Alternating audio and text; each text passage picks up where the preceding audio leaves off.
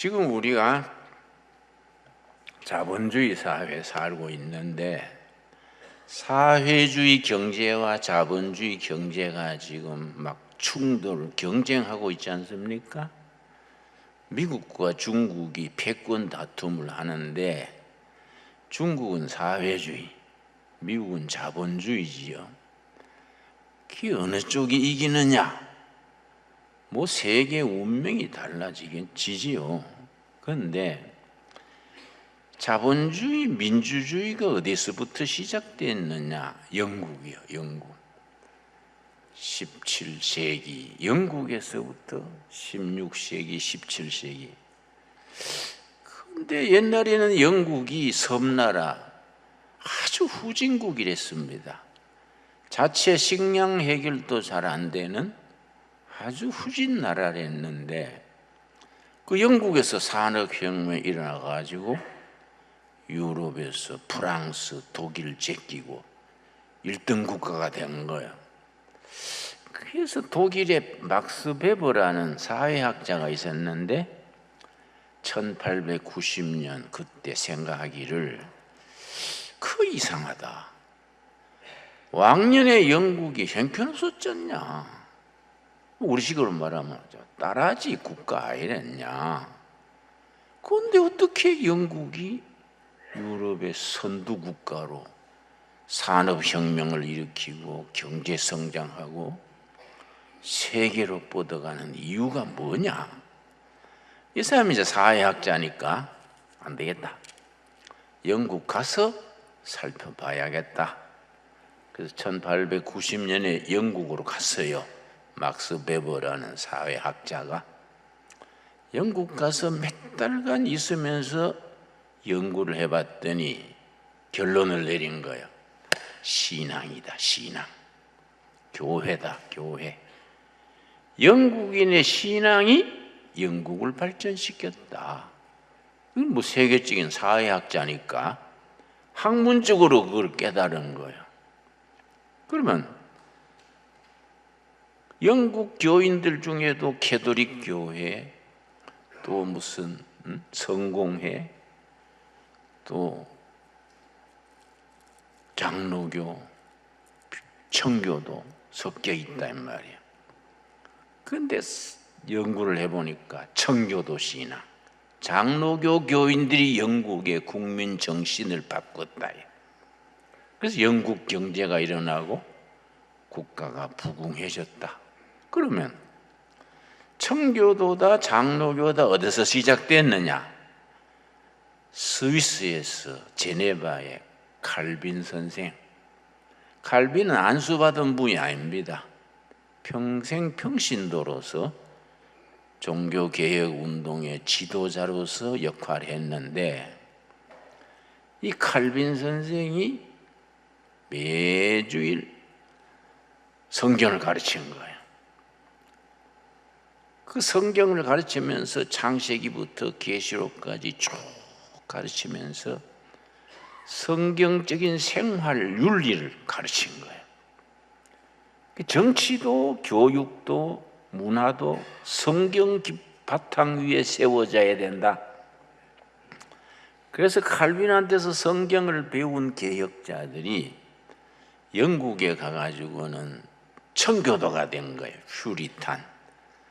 또 스코틀랜드, 네덜란드 가서는 장로교가 된 거지요. 여러분 히딩크랑 축구 감독이 네덜란드 출신이지요. 그 네덜란드는 나라는 장로교 교인들이 세운 나라입니다. 그런데 칼빈의 제자들 중에 장로교 신자들, 청교 신자들이 영국을 산업혁명을 일으키고 자본주의를 발전시키고 세계 강국으로 뻗었다. 그런데 이제 막스 베버 박사가 가만히 조사를 해보니 벌써 영국의 그 장로교, 청교도 알맹이는 미국으로 가버렸어. 영국 사회에서 그 사람들을 탄압을 했어요. 그러니까 새로운 세계를 찾아서 신천지에 가서 마음껏 뻗어나가자. 배를 타고 미국으로 갔다. 그래, 영국 산업혁명을 일으키고 자본주의 경제를 일으키는 핵심들은 영국에서 미국으로 옮겨간 거예요. 그래서 막스 베버 박사가 또 미국까지 갔습니다. 미국 가지고 또 연구를 했더니 미국의 나라를 일으킨 그 정신, 청교도 정신, 특별히 미국이 건국될 때에 워싱턴 장군, 해밀턴이니 무슨 기라성 같은 미국 건국의 원조들이 장로들이요. 장로교 신자들이요. 그래, 미국이란 나라의 기초는 장로교식 지도자들이 기초를 닦은 거지요. 그래서 미국이 건국할 때에 헌법을 만들어야 되지 않습니까? 미국 헌법을 어떻게 만드냐? 전국에 관계되는 사람 50명을 뽑았어요. 헌법 만드는 데에 기여할 만한 사람 50명을 뽑아가지고 산속의 별장에 들어가서 2달간 토론했습니다. 먹고 자고 토론하고 어떻게 우리가 새로운 나라 미국을 만들 것이냐. 2달간 토론해서 나온 것이 미국 헌법이에요. 그런데 중요한 건 뭐냐? 미국 헌법의 기본 구조가 장로교 헌법이에요. 우리에게도 장로교의 당회, 재직회 이리 있지 않습니까? 그러니까 미국의 상원은 우리 교회 당회요. 재직회는 하원이요. 그 대통령과 상원, 하원 의원들 간의 긴장 관계, 이걸 장로교 헌법대로 그대로 한 겁니다. 그래, 미국 헌법은 불과 27조인가 그런데 전 세계에서 가장 짧은 헌법이지요. 미국 건국된 뒤에 지금까지 한 번도 개정하지 않았어요. 그런데 거기 장로교 헌법 기초로 했기 때문에 미국이 탄탄하다는 거예요. 그러니까 미국이라는 나라를 세계 강국으로 발전시킨 기초에는 칼빈으로부터 성경 공부를 받은 사람들, 청교도, 장로교 신자들이 그 나라를 일으킨 거지요. 그런데 막스 베버가 1901년에 그 여행, 영국 여행, 미국 여행을 결산해서 책을 한 권 냈습니다. 그런데 이제 이 책에 영국에서 프리탄 가정의 신혼부부가 새로운 미래를 위해서 나무배를 타고 미국으로 갔어요.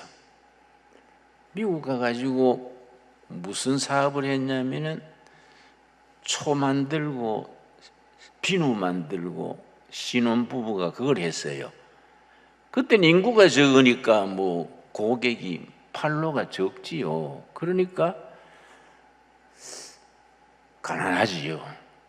뭐 살 사람이 적으니까 가난할 수밖에 없지요. 그러니까 그 아들이 벤자민 프랭클린인데 학교를 1년밖에 못 보냈어. 학교는 1년을 보내고 집에서 일하게 했는데 그 대신에 성경적인 생활을 철저히 가르쳤어요. 청교도 윤리, 장로교 윤리를 실천하도록 가르쳤어요.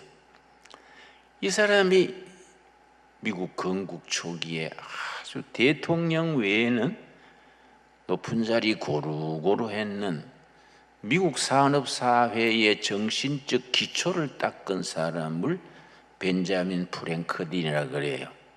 그런데 벤자민 프랭클린이 자서전을 썼습니다. 자서전을 영어로 오토비아그래피래요. 자서전을 썼는데 거기에 뭐라고 썼냐면은 내가 부모가 가난하여 학교학교는 1년밖에 못했는데 내가 이렇게 성공할 수 있었던 것은 어머니 아버지가 나를 어려서부터 성경적으로 사는 생활을 가르쳤기 때문이다. 그 청교도 정신, 그러고 자기가 다니던 그 그 가족이 다니던 교회 목사님이 마태 목사님이요. 마태 목사님이란 목사님이 아주 성경적으로 철저한 청교도 신앙이랬는데 성경적으로 사는 방법을 계속 설교했어요. 마태 목사님의 영향과 부모님의 영향으로 내가 성공할 수 있었다. 그래서 부모님들이 가난해서 학교는 1년밖에 못 보냈지만 날 좋으면 노동하고 비 오면 책 읽고 또 저녁 되면 기도하고 이걸 가르쳤다. 성경적인 생활 윤리를 체득했다. 몸으로 익혔다. 그래서 내가 이렇게 성공한 것이다. 그러면서 자기 부모님이 어릴 때부터 평생 가르친 구절을 잠언 22장 29절을 들었습니다. 이 책에 나와요. 벤자민 프랭클린이 잠언 22장 29절 말씀을 그걸 몸으로 익혀서 그렇게 성공할 수 있었다. 참 좋은 얘기지요. 잠언 22장 29절 말씀. 그래서 성경이 성경 따로 내 생활 따로 있지 말고 성경의 교훈과 가르침이 내 삶에서 내 몸에서 익혀져서 그렇게 살아야 되는데 성경은 들고 다니는데 성경적으로 살지를 못해. 기업을 해도 자식을 길러도 정치를 해도 성경적으로 실천을 하면은 개인도 성공하고 나라도 부강해지고 교회도 부흥되는데 그렇게 못했다. 잠언 22장 29절 찾았습니까? 자, 벤자민 프랭클린이 우리 어머니 아버지가 이걸 가르쳤다. 조그마한 교회 마태 목사님이 이걸 늘 설교했다. 29절 너가 자기의 일에는 영어 성경에는 in your business 비즈니스에 in your business 너의 비즈니스에 능숙한 사람을 보았느냐? 이러한 사람은 왕 앞에 설 것이요 천한 자 앞에 서지 아니하리라. 그래서 이 책에서 막스 웨버가 쓰는 말이 왜 무종교인보다가 종교인이 더 성공하고 뭐 이슬람, 불교, 다른 종교보다 기독교인들이 더 성공하고 나라도 더 부강해지고 기독교인 중에도 캐톨릭 신자보다가 프로테스탄트 교회 신도들이 빨리 성공하는 이유가 뭐냐? 간단하다. 교회에서 배운 생활 윤리다. 이걸 프로테스탄티즘 윤리요. 이 책 제목이 프로테스탄티즘 윤리와 자본주의 정신. 교회에서 배우는 생활 윤리, 설교 듣고 성경 공부하고 남전도회, 여전도회 활동하고 구역 예배 활동하고 교회에서 듣고 배우고 훈련한 것이 성공하게 돼 있다. 그럼 교회에서 그렇게 개신교 프로테스탄티즘 윤리로 배운 핵심이 뭐냐? 이걸 이제 벤자민 프랭클린을 통해서 잠언 22장 29절에 네 가지. 교회에서 이 네 가지를 몸으로 배웠대. 몸으로 어려서부터 몸으로 배웠다. 너가 자기 일에 인유와 비즈니스에 능숙한 사람을 보았느냐? 능숙한 사람 거기에 줄을 칩시다. 능숙한 사람. 자기 비즈니스에 능숙한 사람은 왕 앞에 설 것이요. 그렇지 못하고 능숙하지 못한 사람, 게으른 사람은 천한 자 앞에 서지 아니하리라. 빈민촌에 산다. 맨날 돈 꾸러 다니고 어렵다. 그러면 자기 비즈니스에 능숙한 사람은 뭘 말하느냐? 요 네 가지요. 네 가지. 개신교 윤리의 핵심이요. 핵심. 네 가지. 그 벤자민 프랭클린이 청교도 정신, 장로교 정신으로 네 가지를 몸으로 배웠다. 학교는 못 다녔지. 1년만 다녔는데 가정 예배에서, 다니는 교회에서 이 네 가지를 배웠다. 첫째가 정직이에요. 정직.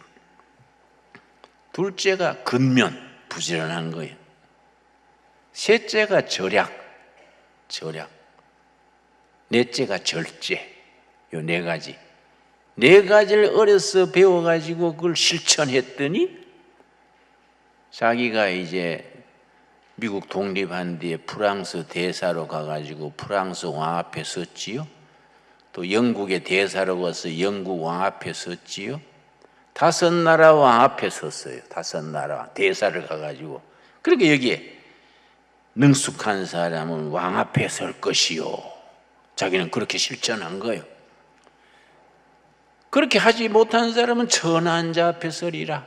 맨날 술집에 돌고 하다가 빈민총 가고 맨날 재구실 못한다.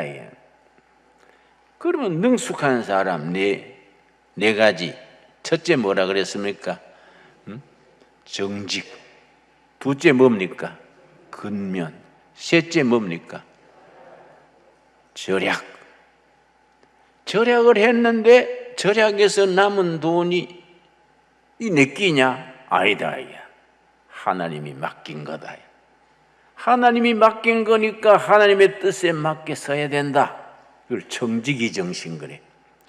그래서 교회 헌금하고 또 투자하는 거야. 투자. 그걸 모아가지고 투자하니까 자본주의가 일어나고 산업이 발전하는 거예요. 그리고 자기 절제를 하니까 건강에 좋은 거예요. 그리고 몸이 건강해지니까 활동력이 있고. 그 요 네 가지. 프로테스탄티즘 윤리다. 정직, 근면, 절약, 절제. 이걸 우리 교회에서 몸으로 익혀야 돼. 몸으로.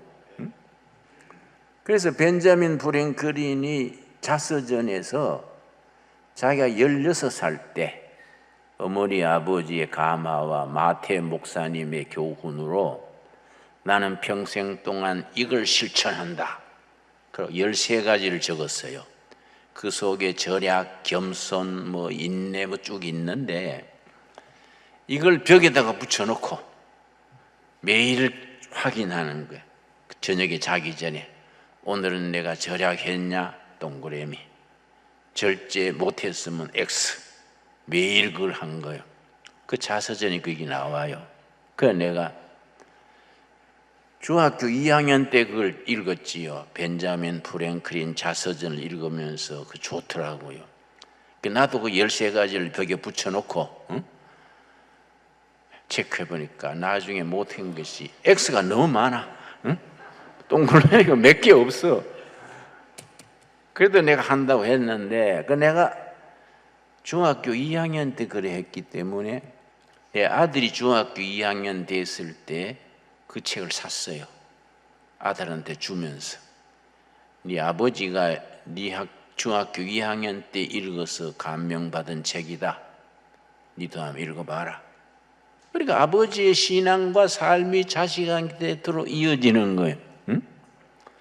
그렇게 부모가 가마를 줘야지 자꾸 공부해라 하고 소리만 지르면은 요새는 시대가 아니지 않습니까? 성경적 윤리라는 게 참 중요하지요. 여러분, 우리 신광두력의 교인들은 요란한 일, 큰일 하려고 하지 말고 성경의 가르침을 따라서 삽시다. 살아서 우리가 성공하고 승리하고 하나님께 영광 돌리는 성도들이 되기를 바랍니다. 오늘 본문 말씀 시편 8편에 하나님께서 우리에게 축복을 하셨어요. 특별히 물질의 축복을 하셨습니다. 하나님은 우리한테 물질의 축복을 했는데 우리는 만날 가난하고 빚지고 헤맨다해. 왜 하나님이 주신 축복을 왜 못 누리느냐? 성경대로 살지 못하면 주신 축복이 내게 되지 않는 겁니다. 자, 시편 8편 찾았습니까? 4절부터 8절 사이에 4절. 사람이 무엇이기에 주께서 그를 생각하시며 인자가 무엇이기에 주께서 그를 돌보시나이까? 시로 돼 있고 감탄문으로 돼 있습니다. 도대체 인간이 무언데 이 하나님이 일일이 챙겨주시고 그렇게 이끌어 주십니까? 너무너무 감사합니다. 그런 식이지요. 5절, 그를 하나님보다 조금 못하게 하시고 영화와 존귀로 간을 씌우셨나이다. 우리가 하나님 밑에 영화로운 하나님의 자녀로서 하늘나라의 상속자로서 영광의 존귀를 세우셨지요. 6절, 주의 손으로 만드신 것을 다스리게 하시고 만물을 그의 발 아래 두셨으니 하나님이 지으신 모든 물질, 경제, 기업, 모든 물질, 경제를 다스리게 했어. 다스린다는 말이 히브리어로 라단데 경영한다, 보존한다, 경영. 하나님이 지으신 모든 세계를 하나님의 자녀 우리가 경영하게 한 거예요. 우리가 다 경영인이에요. 다스리게 하시고 만물을 그의 발 아래 두셨으니 하나님이 지으신 모든 물건이 우리 발 앞에서 복종하는 거예요. 이걸 물권 그래요. 물권. 하나님이 우리에게 물권 주신 걸 믿습니까? 그러니까 맨날 없다 소리하면 안 돼요. 하나님 물건을 줬는데 우리가 게으르고 그렇게 살지 못해가지고 맨날 한숨 쉬고 주머니에는 먼지만 들어있고 그렇게 하면 안 되지 않습니까? 모든 물질, 기업, 경영이 네 발 앞에 순종하게 뒀다. 무슨 권이라고요? 물권. 사람들의 지지를 받는 것은 무슨 권입니까? 인권. 선거 때가 되니까 인권이 있는 사람이 당선되지요. 또 영적 권세는 뭡니까? 영권이지요. 영권이 있고 인권이 있고 사람들을 모아서 일을 만들고 모든 재물, 기업을 발 앞에 복종하도록 물건을 주신 겁니다. 여러분, 물질을 소홀히 하면 안 됩니다. 물질이 중요한 겁니다. 단 물질이 주인이 되면 안 된다. 하나님이 주인이고 하나님이 주인인 물질을 우리에게 맡긴 거예요. 그걸 정직이지요. 그걸 절약하고 절제하고 성경적으로 잘 활용을 해서 하나님께 영광 돌리고 교회를 섬기고 선한 일에 쓰임 받아야 되지 않겠습니까? 안 그렇습니까?